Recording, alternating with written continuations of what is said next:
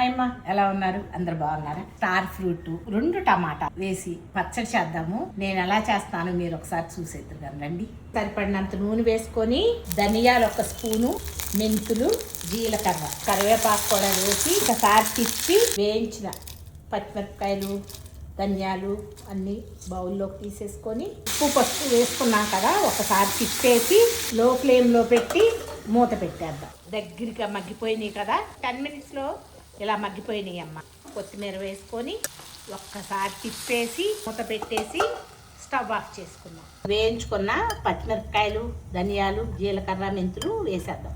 మెత్తగా తెచ్చి ఈ నూనె పచ్చట్లో చింతపండు వేయాల్సిన అవసరం లేదు.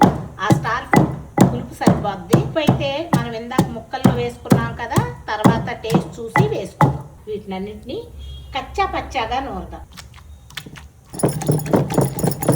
ఇలా నూరుకున్న తర్వాత నేను ఉప్పు కారాలు చూసుకున్నానమ్మా, మీరు కూడా చూసుకొని ఇంకా తిరగమాత వేసేద్దాం. సరిపడినంత నూనె వేసుకొని ఆవాలు, జీలకర్ర, శనగపప్పు, మినపప్పు, కరివేపాకు, ఎండుమిర్చి వేసేద్దాం. వేయించుకున్న తిరగమాతని వేసేయండి. ఇలా తిప్పేసి వడ్డించుకొని ఈ స్టార్ ఫ్రూట్ పచ్చడిని ఎంజాయ్ చేసి కామెంట్ చేయండి తల్లి. Thank you.